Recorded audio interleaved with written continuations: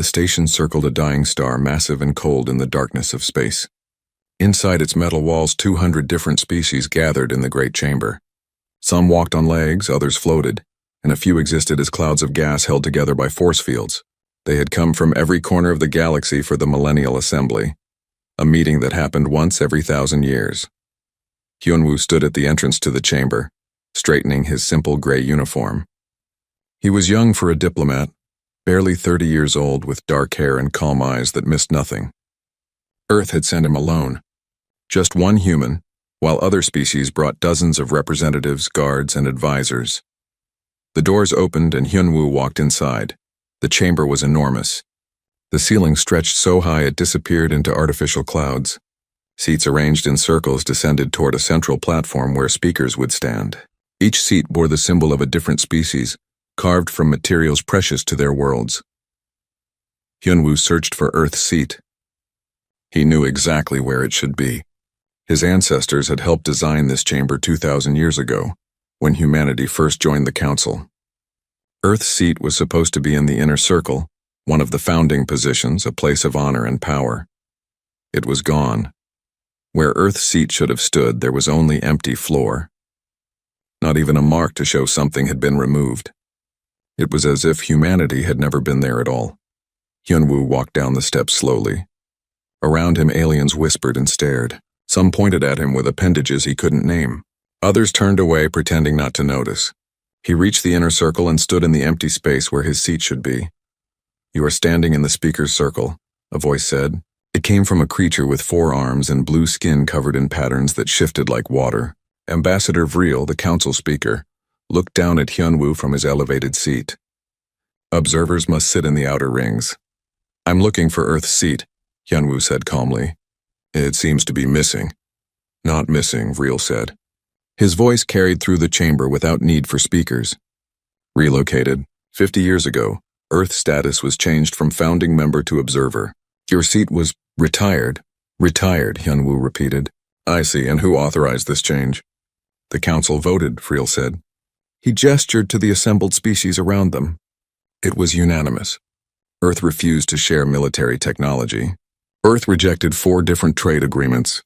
Earth closed its borders to council inspection teams. "You isolated yourselves. We chose privacy," Hyunwoo said. "That's different from isolation." "The result is the same," Vril said. "Earth became irrelevant.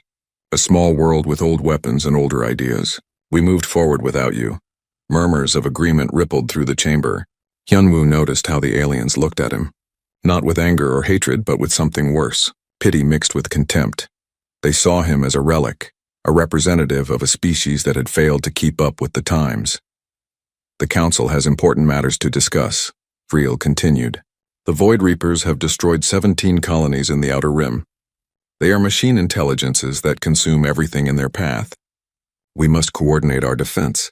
You may observe from the outer ring, but Earth has no vote in these matters." Hyunwoo nodded slowly. He reached into his pocket and pulled out a small data chip, no bigger than his thumbnail. He walked to the speaker's platform and placed it on the podium in front of Vril. "What is this?" Vril asked. "Information," Hyunwoo said. "About the Reapers. We've been tracking them for 6 months. They're not just random destroyers. They're following a pattern, moving toward the core worlds. You have maybe 3 weeks before they reach the inner systems." 3 weeks? Vril's patterns flickered rapidly, a sign of agitation in his species.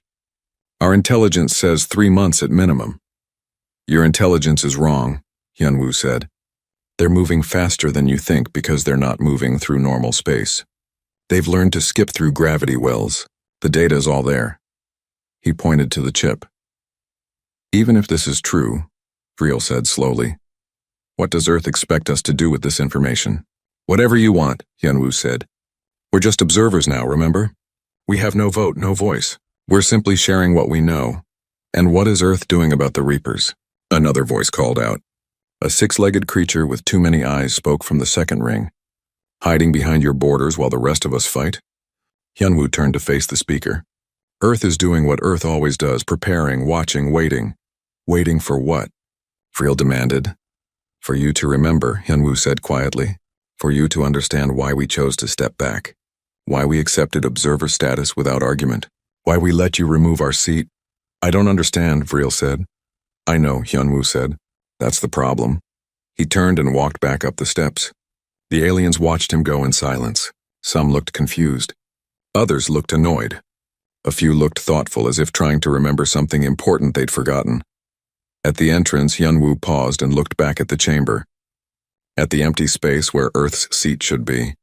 At the hundreds of species who had dismissed humanity as irrelevant. The chip has more than data about the Reapers, he said. His voice carried clearly despite the distance. It has historical files, records from 50 years ago, events that some of you chose to forget. Others tried to erase. I suggest you review them before the Reapers arrive. You might remember why Earth's seat is empty. Is that a threat? Vril asked. No, Hyunwoo said. It's a reminder. We didn't leave because you asked us to. We left because you couldn't handle what you saw. What we had to do. What we had to become. He walked out. The doors closed behind him with a sound like thunder. Inside the chamber, silence stretched for a long moment. Then Vril picked up the data chip. His pattern swirled with colors that meant uncertainty and fear, though he tried to hide it. Should we review it? Someone asked.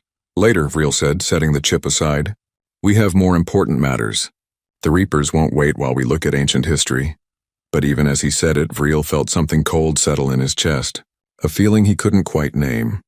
It felt like standing on the edge of a cliff in darkness, knowing something huge waited below but being unable to see what it was. Far away, on Earth, Chancellor Bora watched the council proceedings through a quantum link. She sat in a simple office overlooking the lights of Seoul. When Hyunwoo left the chamber, she leaned back in her chair and closed her eyes. They didn't watch the files, an aide said beside her. They will, Bora said quietly, when the Reapers get closer. When they get desperate. They'll remember they need us. They always do. And then we remind them why they should have left our seat empty, Bora said. We remind them what humanity is capable of when all other options are gone. We remind them why they fear us more than they fear the Reapers. She opened her eyes and looked at the stars above her city. Somewhere out there the Reapers were coming, and somewhere out there humanity was waiting, ready to do what needed to be done, ready to become what others couldn't bear to become, ready to be monsters again if that's what the galaxy needed. The file opened with a date 50 years ago. Ambassador Vril watched it alone in his quarters, 3 days after Hyunwoo had left the station. Outside his window he could see council ships preparing defenses against the Reapers. Inside his room he was about to learn why those defenses would fail. The image showed a younger version of himself. His patterns had been brighter then, full of confidence and authority. He was speaking to a human woman in a military uniform. Her name tag read Commander G1. Vril remembered that day. He had tried very hard to forget it. The recording played. Young Vril was begging. His patterns flashed with colors that meant desperation and fear. You must help us. The Ashgrove Collective has taken 12 systems in 6 weeks. They assimilate everything. Every species, every mind, every world. They're unstoppable. Commander G1 looked at him with dark, tired eyes. She was young too, maybe 40, but she carried herself like someone much older. The council said Earth's military was primitive, barbaric, too violent to trust. Those were your exact words during the last assembly. We were wrong, young Vril said. Please, we need you. What you need, G1 said slowly, is someone willing to do things you can't stomach. Things that will keep you awake at night. Things you'll want to forget the moment they're done. Anything, Vril said. We'll give you anything. I don't want anything, G1 said. But understand this. When you ask Earth for help, you're asking us to become something you'll hate. We'll win your war, but afterward you'll despise us for how we won it. I won't, young Vril promised. Watching the recording now, older Vril felt shame burn through him. He had broken that promise within months. The file jumped forward. It showed space battles. The Ashgrove ships were organic, grown rather than built. They looked like massive mushrooms covered in eyes and reaching tendrils. Beautiful in a terrible way. Each ship carried thousands of assimilated minds, species that had been absorbed into the collective's consciousness. Council fleets engaged them. Laser fire and plasma weapons lit up the darkness. For 3 days it looked like the council might win through superior numbers. Then the Ashgrove adapted. Their ships grew armor that reflected energy weapons. They extended tendrils that caught missiles and threw them back. They released spores that infected council ships, turning entire crews into extensions of the collective. The council lost 40% of its fleet in 1 week. Earth's ships arrived on the 8th day. They were ugly things, blocky and gray, covered in visible armor plating and gun turrets. No smooth curves or elegant designs. They looked like flying fortresses designed by people who expected to get hit and wanted to survive it. The first engagement shocked everyone. Earth didn't use energy weapons. They used kinetic kill vehicles, massive tungsten rods accelerated to a fraction of light speed. When they hit an Ash Grove ship, there was no explosion, just impact, devastating, unstoppable impact that tore through organic armor like it was paper. The Ash Grove tried to catch the projectiles like they'd caught council missiles. The tendrils that touched the rods were vaporized by friction heat. The ships that tried to absorb the impact shattered, but the Ash Grove were learning. They always learned. Within 2 days, they'd grown thicker armor. Within 4 days, they'd developed fields that deflected solid projectiles. That's when Earth changed tactics. The file showed a human ship approaching an Ash Grove vessel. The organic ship extended tendrils ready to assimilate. The human ship let it happen. Let the tendrils attach. Let the spores spread. Then it detonated its reactor. The explosion consumed both ships. The Ash Grove vessel burst apart, spreading burning fragments across space. But more importantly, the explosion had been nuclear. Radiation spread through the area, poisoning everything it touched. The Ash Grove couldn't adapt to radiation fast enough. Their organic ships withered and died. Their spores burned away. Entire fleets dissolved as the radiation cooked them from the inside. Earth kept using the tactic. Ship after ship sacrificed themselves, detonating in the middle of Ash Grove formations. The council was horrified. The humans were using suicide attacks. Lieutenant Deho appeared in the recording. He was young, maybe 25, with scared eyes and shaking hands. He was speaking to someone off camera. "Commander, we can't keep doing this. We're killing our own people." "Volunteers only," Commander Jiwan's voice said calmly. "Every person on those ships chose to be there. They understand what needs to be done." "It's murder," Deho said. "It's war," Jiwan replied. "And war isn't about being noble. It's about surviving. It's about making sure the enemy dies and your species lives. Everything else is luxury." The file jumped again. Now it showed a human colony world. Beautiful green continents and blue oceans. 3 million people lived there. The Ash Grove had landed spores on the surface 6 hours ago. The council fleet arrived to help evacuate. They found human ships already in orbit. Commander Jiwan was broadcasting on all channels. "Evacuation is impossible," she said. "The spores spread too fast. In 12 hours, everyone on that planet will be part of the collective. In 24 hours, they'll have the knowledge to build Ash Grove ships using human technology. We can't allow that." "What are you suggesting?" the council commander asked. "I'm not suggesting anything," Jiwan said. "I'm informing you. Clear the area. We're going to ignite the star." Silence. Then chaos on the council channels, voices shouting in dozens of languages, demanding she stop, begging her to reconsider. "There are 3 million people down there," someone screamed. "I know," Jiwan said. Her voice was flat, emotionless. "I've read every name. I've seen their faces. I've reviewed their files. 3 million people. Mothers, fathers, children, artists and engineers and farmers. I know exactly what I'm about to do." "Then how can you—" "Because if I don't," Jiwan interrupted, 30 billion die next month. 300 billion die next year. The Ash Grove don't stop. They don't negotiate. They don't sleep. They grow and consume until nothing remains. So yes, I can do this. I have to do this." The recording showed what happened next. Human ships fired specialized missiles into the star. The missiles carried exotic matter, compressed into tiny points. When they reached the star's core, they detonated. The star went supernova. It was beautiful and terrible. Light spread outward in a perfect sphere, consuming the planet in seconds. The heat was so intense that the planet didn't burn. It simply ceased to exist, vaporized down to individual atoms. 3 million people died instantly. They never felt it. One moment they were there, the next they were light and heat and nothing. The Ash Grove spores died with them. The recording showed Lieutenant Deho afterward. He was crying, not hiding it, not trying to stay professional, just sitting in the corner of a ship's bridge, tears running down his face. Commander Jiwan sat beside him. She wasn't crying. Her eyes were dry and hard and empty. How do you live with this? Deho asked. You don't, Jiwan said quietly. You carry it. Every face, every name, every person you killed to save everyone else. You carry it until you die and you hope that somehow it was worth it. Was it worth it? Deho asked. 3 million people. Ask the 30 billion who are still alive, Jiwan said. Ask them if it was worth it. I already know my answer. The file showed the rest of the war. Earth fought with calculated brutality. They attacked Ashgrove supply lines. They destroyed infected planets before the collective could harvest them. They used biological weapons, chemical weapons, and tactics that the Council had banned centuries ago. And they won. In 8 months, the Ashgrove collective was extinct. Every ship destroyed. Every spore burned. Every trace of their existence erased from the galaxy. The Council celebrated. They threw parades and built monuments. They called it the War of Liberation, the day civilization was saved from extinction. But they didn't celebrate Earth's part in it. The monuments didn't mention human names.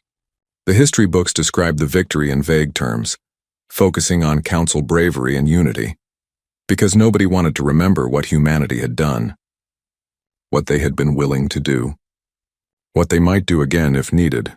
The final image in the file showed a council meeting 6 months after the war ended. Ambassador Vreel, older now but still young, was speaking. Earth's methods were effective, he said carefully, but we cannot condone such brutality, such disregard for life. We must distance ourselves from their actions. Are you suggesting we punish them? Another council member asked. After they saved us? Not punish, Vreel said. Just separation for everyone's peace of mind. Earth should take a step back from council affairs. Observer status, perhaps. Let them maintain their own borders while we handle galactic politics. Will they agree? I think, Vreel said slowly, they'll be relieved.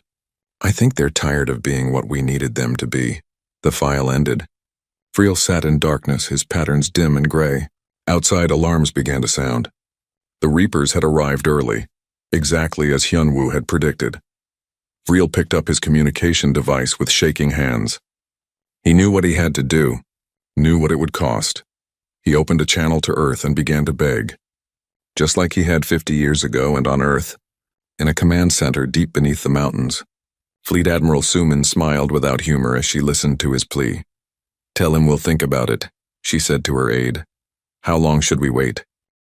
The Reapers came like a storm made of metal and hunger. They appeared at the edge of council space without warning. Thousands of ships that looked like they'd been grown rather than built. Each vessel was unique, assembled from the wreckage of worlds they'd already consumed.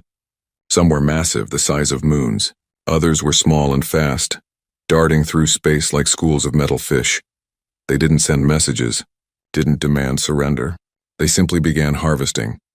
The first world to fall was Tellus Prime, a trading hub with 4 billion inhabitants. The Council fleet arrived to defend it within hours. 300 warships, the pride of a dozen species armed with weapons that had kept peace for 1,000 years. They lasted 17 minutes. The Reapers adapted to every weapon. Energy shields appeared to deflect lasers. Armor plating shifted to absorb plasma. When the Council ships fired missiles, the Reapers caught them and reprogrammed them mid-flight, sending them back to their launchers. When the last Council ship retreated, burning and broken, the Reapers descended on Tellus Prime. Giant harvester machines fell from orbit like metal rain. They dug into the planet's crust, extracting minerals and metals. They processed atmosphere into fuel. They captured the inhabitants not to kill them, but to study them, learning everything they could before converting biological matter into raw materials. Within 3 days, Tellus Prime was gone. Not destroyed, consumed. Where a living world had been, only a barren rock remained, stripped of everything useful down to 100 meters below the surface. The Reapers moved to the next world, and the next, and the next. In the council chamber, panic replaced arrogance. Species that had debated politics for centuries now screamed at each other, desperate and afraid. Hyunwoo sat in the observer section, watching silently. He'd returned to the station when the Reapers arrived, though nobody had asked him to come. He just sat there day after day, listening to the council argue about strategies that wouldn't work and weapons they didn't have. On the 4th day, Ambassador Vreel's homeworld received a message from the Reapers. Not a threat or a demand, just information. Mathematical calculations showing exactly how long the harvesting would take. 48 hours from first landing to complete consumption. Vriel's patterns went completely white, a color that meant absolute terror in his species. He found Hyunwoo in the observation deck, staring out at the stars. "You knew," Vriel said. His voice was barely a whisper. "That data chip. You told us they were coming." 6 months ago we detected the first signs, Hyunwoo said, not turning around. "We sent 3 warnings to the council. All were ignored, marked as human paranoia. You said we were seeing threats that didn't exist. We were wrong." "Yes," Hyunwoo said simply. "My world has 48 hours, Vriel said. 40 billion people. My children are there. My parents. Everyone I've ever known." Hyunwoo turned to face him. "I know. Will Earth help us?" Vriel asked. Then more quietly, desperately, "Please, I'm begging you." "Are you?" Hyunwoo asked. "Or is the council begging?" "Does it matter?" "It matters very much," Hyunwoo said. 50 years ago, the council asked us to step back, said our methods were too brutal, too violent, too frightening. You built a galaxy where such things weren't necessary, where problems could be solved through discussion and compromise and civilized behavior. We were fools, Vriel said. "No," Hyunwoo said. "You were lucky. Lucky that nothing truly dangerous had appeared in 5,000 years. Lucky that when it did, you had humans to call. Again, what do you want?" Vriel asked. "Resources? Technology? Territory? Name your price." "Complete military autonomy," Hyunwoo said immediately. "No interference. No questions about our methods. No observers watching how we fight. No council oversight of any kind. When we act, you accept what we do no matter what it is." Vriel hesitated. "Some council members won't agree to that." "Then their worlds will be harvested," Hyunwoo said flatly. "We're not negotiating, Ambassador. We're stating terms. You want our help? These are the conditions. Absolute authority in military matters, and when this is over, you restore Earth's council seat with full veto power. The others will never— They will," Hyunwoo said, "when their worlds are being consumed. When their children are being processed into raw materials. When they're watching their entire civilization disappear. They'll agree to anything. You know they will, because you already have." Vriel's patterns flickered through a dozen colors. Shame, anger, fear, resignation. Finally, they settled on pale blue. Acceptance. "I'll arrange an emergency session," he said. "Do it now," Hyunwoo said. "You don't have 48 hours. You have 12. The Reapers are moving faster than you think." 6 hours later, the council voted. It was unanimous. Earth received everything they asked for. Nobody even argued. They were too afraid, too desperate, too aware that they had no other options. Hyunwoo opened a channel to Earth. Chancellor Bora appeared on the screen, looking older than when he'd left. "It's done?" she asked. "It's done," he confirmed. "Good," Bora said. She turned to someone off-screen. "Admiral, you're authorized." The screen changed. Fleet Admiral Suman appeared, and Hyunwoo felt a chill run through him despite knowing this was coming. Suman was 50 years old, with gray hair pulled back in a tight bun, and eyes that looked like they'd seen every terrible thing the universe could offer, and had remained unimpressed. "Broadcast this to all council channels," Suman said. "Every species, every world, every ship. I want everyone to see this." The image expanded. Behind Suman, space filled with human warships, hundreds of them, maybe thousands, stretching out in perfect formation. They were bigger than the ships from the Ashgrove War, covered in more weapons, bristling with technology that shouldn't exist. The council chamber erupted, voices shouting in confusion and shock. Where had these ships come from? How long had Earth been building them? Why hadn't the council known? Suman's voice cut through the chaos.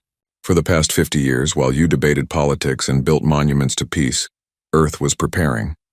We watched the galaxy. We studied every threat. We built weapons and trained soldiers and created strategies for wars that hadn't started yet." "You were supposed to be observers," someone shouted. "We were observing," Suman said coldly. "We observed that the galaxy was soft, comfortable, unprepared. We observed that when the next threat came, you'd need someone willing to be hard, uncomfortable, ready. So we prepared to be that someone, again." "The Reapers have adapted to everything we threw at them," a council admiral said. "What makes you think human weapons will work?" Because we don't plan to give them time to adapt, Suman said. Because we're not going to fight them the way you fought them. We're going to hit them so hard, so fast, so brutally that they won't have time to learn. We're going to turn their strength against them. And we're going to end this war before your comfortable, civilized minds can process what we've done. She leaned forward, and her expression was terrifying in its calm certainty. You wanted Earth to be observers. Fine, you can observe. Watch what monsters can do when you give them permission. Watch what humanity becomes when all the rules are gone. And remember, this is what you asked for. The transmission ended. In the council chamber, silence stretched like a wound. Then Ambassador Vreel spoke, his voice steady despite his fear. How long until your fleet engages the Reapers? He asked Hyunwoo. They already have, Hyunwoo said. He pulled up a tactical display. Admiral Suman wasn't broadcasting from Earth. She was broadcasting from the front line. The first battle started 3 minutes ago. The display showed Reaper ships moving toward Vreel's homeworld. Then human ships appeared, dropping out of faster-than-light travel directly into the Reaper formation. Not at a safe distance, right in the middle of them. The human ships opened fire immediately, not with careful targeted strikes like the Council used, with overwhelming, devastating barrages that lit up space like a new sun. Kinetic rounds and missiles and weapons the Council didn't recognize all firing at once. Reapers exploded. Reapers adapted. Force fields appeared. Armor shifted. Defensive systems came online. Then the human ships released something else, small pods that flew toward the Reaper vessels and attached to their hulls. The Reapers tried to shoot them down, tried to brush them off like insects. The pods detonated. But these weren't explosions. They were viruses, compressed data packets that burrowed into Reaper systems faster than their defenses could respond. Within seconds, entire Reaper ships went dark. Their weapons stopped firing. Their engines cut out. They drifted through space like dead metal. What did you do? Vreel asked, staring at the display. We studied them, Hyunwoo said. For 6 months we watched them harvest worlds. We analyzed their tactics, their technology, their adaptation patterns. We learned how they think. And then we created a virus that makes them fight each other. On the display, the infected Reaper ships suddenly came back online. But instead of attacking human vessels, they turned on their own fleet. Weapons that had been harvesting worlds now tore apart Reaper ships. The virus spread from ship to ship, carried on targeting systems and communication networks. The Reaper fleet descended into chaos. The human ships pressed the advantage. They focused fire on the largest vessels, the ones that seemed to be command ships. The war lasted 19 days, just as Hyunwoo had predicted. But those 19 days changed everything. The Council had insisted on sending observers. Ships carrying diplomats and military analysts from 24 species, watching from safe distances as humanity fought. They wanted to understand Earth's tactics, to learn from human methods. What they learned gave them nightmares. Captain Minho commanded the experimental ship Prometheus, a vessel that looked wrong even by human standards. Where other warships were covered in weapons and armor, the Prometheus was mostly empty space, hollow sections that made it look fragile and unfinished. Ambassador Vreel watched from his observation ship as the Prometheus approached a massive Reaper harvester, a vessel the size of a small moon that had already consumed 6 worlds. The harvester had adapted to human weapons, growing armor that could withstand kinetic strikes and shields that dispersed energy attacks. Why is that ship so empty? Vreel asked the human liaison officer assigned to his vessel. Weight reduction, the officer said. Her name was Yoonji, a scientist who looked too young to be involved in war. The Prometheus isn't built to survive. It's built to deliver one payload. After that, survival doesn't matter. A suicide mission? Vreel felt his patterns flash with shock. Like in the Ashgrove War? Not like the Ashgrove War, Yoonji said quietly. The crew isn't volunteering. They trained for this. They knew what the mission was before they accepted their positions. Every person on that ship understood they wouldn't come back. Vreel watched the tactical display. The Prometheus was accelerating toward the Reaper harvester, moving far faster than it should be able to. How many crew? 347, Yoonji said. 347 people, Vreel repeated. His voice was hollow. And they all knew? They all knew, Yoonji confirmed. Captain Minho has been training them for 2 years. They've run simulations 1,000 times. They understand the mission parameters completely. On the display, the Reaper harvester detected the Prometheus and opened fire, massive energy beams that could slice through asteroids. The human ship dodged some, absorbed others on sacrificial armor plates that vaporized on contact. It kept coming. What is it carrying? Another observer asked. A species that looked like floating jellyfish, its translator making its voice sound like wind chimes. A virus, Yunji said, but not the same one we used in the first battles. This is Generation 2, more aggressive, more infectious, more permanent, and how is it delivered? Direct injection into the Reaper's central processing core, Yunji said. The Prometheus has to get within 50 meters and maintain position for 30 seconds while the payload transfers. In combat conditions against a target that's actively trying to kill you, that's essentially impossible. Then how? Vreel began. Watch, Yunji said. The Prometheus reached the Reaper harvester. Instead of trying to stay at a distance, it accelerated even faster, flying directly toward the massive vessel. The Reaper's weapons tracked it, fired, hit. Sections of the Prometheus exploded. Atmosphere vented into space. Power systems failed, but the ship didn't stop. Its momentum carried it forward, dead but still moving. It crashed into the Reaper harvester at thousands of kilometers per hour. The impact should have destroyed both vessels. But at the last moment, the Prometheus fired braking thrusters, killing just enough speed to survive. The ship embedded itself in the Reaper's hull like a splinter, torn open and bleeding air, but still intact. They're alive, Vreel whispered, staring at the life signs on the tactical display. Some of them are still alive. 63 crew members survived the impact, Yunji said. She was reading data from her tablet, her expression carefully neutral. That's actually better than the simulations predicted. Captain Minho is among them. On the display, something was happening inside the Reaper vessel. The virus was spreading. The observers couldn't see it directly, but they could see its effects. The harvester's system started malfunctioning. Weapons fired randomly. Engines pulsed with irregular rhythms. The entire vessel shuddered like a living thing in pain. The virus makes them fight each other? Vreel asked. This version does more than that, Yunji said. It makes them afraid. Machines can't feel fear. These ones can now, Yunji said. We taught them. The virus creates feedback loops in their decision-making systems. They start seeing threats that aren't there.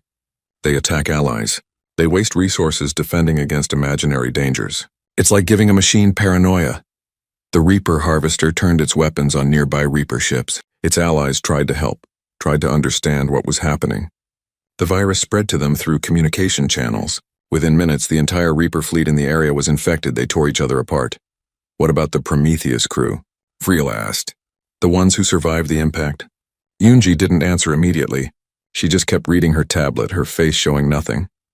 They're still inside the Reaper vessel, Vreel said slowly, understanding. They can't evacuate, even if they wanted to. The mission parameters were clear, Yunji said. Get the virus into the target. Ensure it spreads. Survival was never part of the plan, but some of them lived through the crash. You could send rescue ships. We could, Yunji said, but we won't.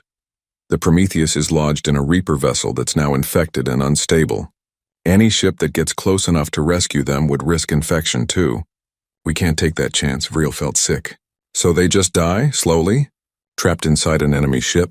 They knew the mission requirements, Yunji said. Her voice was still neutral, but Vreel saw her hands shaking slightly. Every person who joined the Prometheus crew understood they were signing up for a one-way trip. Captain Minho made sure of that. He didn't want anyone who had doubts. He didn't want heroes. He wanted professionals who understood the math. 63 deaths today or 6 million tomorrow. That's what Commander G1 said, Vreel whispered. During the Ashgrove War. Yes, Yunji said. The math hasn't changed. Only the numbers. On the display, the Reaper harvester finally exploded. The virus had corrupted too many systems. The vessel tore itself apart from the inside, taking the Prometheus and its crew with it. 347 names added to a list of people who had sacrificed themselves to save others. People who would never see their families again. People who had died slowly, trapped and afraid, knowing help wouldn't come. The observers from the council were silent. Some looked away. Others stared at the empty space where the ships had been, trying to process what they'd witnessed. We don't ask for volunteers for missions like this, Yunji said quietly. We train people who understand what needs to be done. We prepare them. We make sure they know exactly what they're signing up for, and then we trust them to do it. How do you live with this? Vril asked. How do you send people to die? We don't live with it, Benji said. We carry it. Every name, every face, every person who dies following our orders.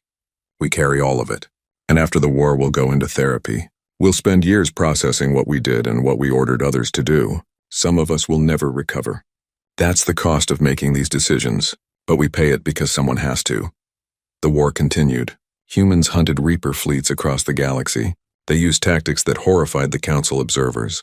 They employed psychological warfare against machines that shouldn't have psychology. They harvested destroyed Reaper ships for technology, studying their enemies even in the middle of battle. They attacked Reaper supply lines. They destroyed vessels that were trying to flee. They showed no mercy, offered no quarter, gave the enemy no chance to regroup or adapt. On day 15, they found the Reaper mothership, a massive structure at the edge of known space, where new Reaper vessels were being assembled from the materials of 1,000 harvested worlds. Admiral Sumin didn't try to capture it, didn't send researchers to study it, didn't even slow down to consider other options. She ordered her fleet to crack it open with antimatter charges, then collapsed its fusion core. The resulting explosion was visible from 3 light-years away. It consumed the mothership, the assembly facilities, and every Reaper ship in the area. It also destroyed 2 planets that had been in the blast radius. Empty planets already harvested by the Reapers, but planets nonetheless. The Council observers protested. Those worlds could have been restored. Life could have returned there eventually. Sumin's response was brief. I will not leave any chance for the Reapers to rebuild. Every facility, every ship, every piece of technology they created gets destroyed. Completely. Forever. That's how you end a war with machines. You don't leave survivors. You don't leave possibilities. You leave nothing. On day 19, the last Reaper ship was destroyed. Humanity broadcast the footage across every channel, every communication system, every network in the galaxy. They wanted everyone to see the final Reaper vessel explode. Wanted everyone to know the threat was over. The war was won, the galaxy was safe. And everyone who had watched humanity fight was afraid of what they'd seen. Afraid of the people who could make such terrible choices and carry them out without hesitation. Afraid of the species that could be so ruthlessly efficient at destruction. In the council chamber, Ambassador Vril stood before the assembled species. His patterns were gray and tired colors that meant exhaustion and sorrow in his species. 6 months after the war ended, the council prepared their ceremony. They had spent weeks planning it, designing medals and writing speeches. They wanted to honor Earth properly, to show their gratitude for humanity's sacrifice. Earth's seat had been restored. The craftsmen had worked day and night, carving it from materials brought from Earth itself. Mountain stone and ocean minerals combined with metals from a dozen council worlds. It was beautiful, positioned at the head of the chamber where everyone could see it. A seat of honor for the species that had saved the galaxy. Hyunwoo stood before it looking at the empty chair. Behind him, the council chamber was filled with representatives from every species. They wore their finest clothes, their ceremonial garments, their medals and badges of rank. They were ready to celebrate. Chancellor Bora appeared on the main display, broadcasting from Earth. She looked older now, tired in a way that went deeper than physical exhaustion. 6 months of managing the aftermath of war had aged her visibly. The council wishes to honor Earth, Ambassador Vril said. He stood at the speaker's podium, his patterns bright with colors that meant respect and gratitude. Your seat has been restored to its place of honor. We wish to grant Earth full voting rights, veto power, and leadership position in military matters. We wish to present medals to your soldiers and commanders. We wish to show our appreciation for what you've done. No, Bora said simply. The word fell into the chamber like a stone into still water. Silence rippled outward. Representatives looked at each other in confusion. Nobody had expected refusal, no? Vril repeated. I don't understand. This is what Earth wanted. Full council membership, recognition, authority. That was the price we demanded for fighting, Bora said. For becoming monsters again. But now that the war is over, we're declining. We don't want the seat. We don't want the medals. We don't want the honor. Why? Someone shouted from the upper rings. You earned it. Earned what? Bora asked. Her voice was quiet but carried clearly through the chamber. The right to be celebrated for killing? The privilege of being thanked for doing terrible things? The honor of watching you give us medals while trying not to think about how we won? She paused, looking directly at the camera. Looking at all of them. 347 people died on the Prometheus, she said. 63 of them survived the initial impact and died slowly, trapped inside an enemy vessel knowing we wouldn't rescue them. Knowing we couldn't rescue them. We gave them orders, and they followed those orders, and they died afraid and alone in the dark. They were heroes, Vreel said. They were soldiers, Bora corrected, following orders in a war. We don't celebrate that. We mourn it. Every person who died, every choice we made, every terrible action we took to ensure victory. We mourn all of it, she gestured off screen. Captain Minho's family received notification of his death 3 months ago. His daughter is 7 years old. She asked me why her father had to die. Do you know what I told her? I told her the truth. I told her we sent him on a mission we knew he wouldn't survive because the math said it was necessary. 63 deaths to save 6 million. That's the math. That's always the math, and she understood? Someone asked. No, Bora said. She's 7. She cried and asked why we couldn't have found another way. And I had no answer for her. Because maybe there was another way. Maybe if we'd had more time, more resources, more intelligence, we could have saved those people. But we didn't have time. We had 19 days to end a war, and we did what needed to be done. Hyunwoo spoke from beside the empty seat. Every soldier who participated in the Reaper War is undergoing mandatory psychological evaluation. Admiral Suman is in therapy 3 times a week. Dr. Yunji hasn't slept through the night since the war ended. Commander Jiwon, who fought in the Ashgrove War 50 years ago, still sees a therapist every month. She's 70 years old and still carries the weight of choices she made half a century ago. We're building memorials, Bora continued. Not monuments to victory, memorials. Places to remember what we lost. What we sacrificed, what we had to become. We're putting names on walls. Every soldier who died. Every civilian who was evacuated from battle zones. Every person whose life was changed by what we did. You're describing burden, not honor, Vreel said quietly. Yes, Bora said, because that's what it is. You want us to lead? You want us to make your hard choices? You want us to be the species that does what others can't stomach? Fine, but understand what you're asking for. You're asking us to carry that burden for you. You're asking us to be monsters so you don't have to be. She leaned forward. 50 years ago, after the Ashgrove War, we saw the way you looked at us. Fear mixed with disgust. Relief that we'd won, but horror at how we'd done it. You suggested we step back from council affairs. You wanted distance from us. And we agreed. Not because we were ashamed. Because we understood. We understood that you couldn't handle what we'd shown you. What we'd proven we were capable of. We were wrong, Vreel said. His patterns flashed with colors that meant shame and regret. We were ungrateful and short-sighted. Maybe, Bora said. But you were also right. We are dangerous. We are capable of terrible things. We make choices that keep you awake at night. And the worst part? We're good at it. We're really, really good at being the monsters you need. A young voice spoke from the council floor. Representative Taeyang, a human diplomat barely 25 years old. He had joined Earth's diplomatic service after the war, full of idealism and hope. Why can't we just accept the honor? He asked. Why can't we take our place as leaders and help shape the galaxy?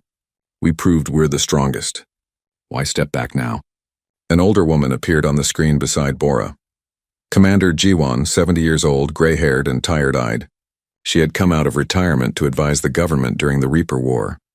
Because the strongest weapon should be the last one drawn, Jiwon said quietly. Because the hand that draws it should know the weight of what it holds. Because power without restraint is tyranny, and capability without conscience is monstrosity.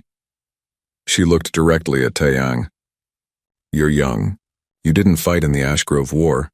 You didn't serve on the front lines during the Reaper War. You haven't yet learned what it cost to make the choices we made. But you will, if Earth accepts leadership. If we take that seat and claim authority over the galaxy, you will learn, and it will break something inside you. I'm willing to bear that burden, Taeyang said. I know, Jiwon said, but I'm not willing to ask you to. Because I remember being young and eager and certain I could handle anything. I remember thinking the older officers were too cautious, too afraid, too unwilling to do what was necessary. Then I gave the order to ignite a star. I killed 3 million people in an instant to save 30 billion. And I learned that some burdens break you even if you're willing to carry them. She paused, and when she spoke again, her voice was softer. We're not stepping back because we're weak.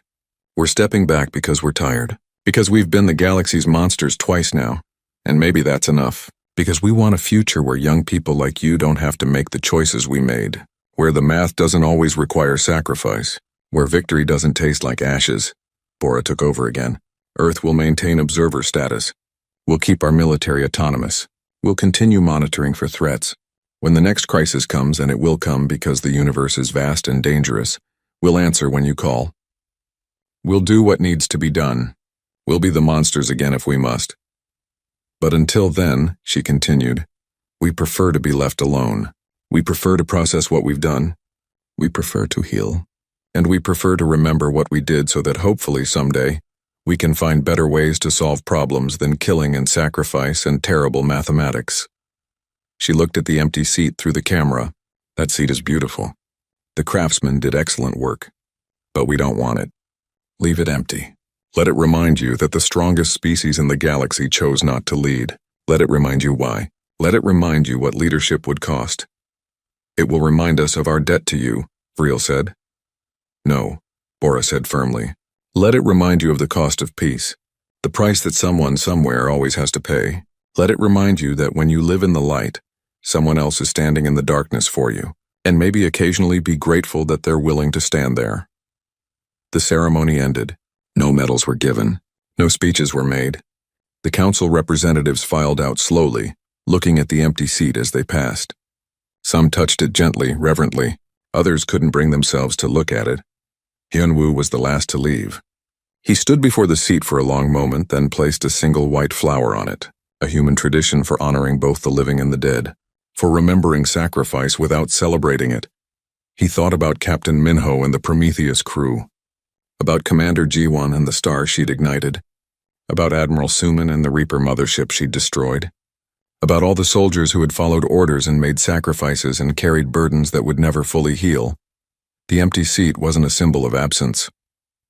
It was a symbol of presence, of humanity standing guard, of monsters willing to be monsters so others didn't have to be. He left the chamber. Behind him, the seat remained, empty but not forgotten.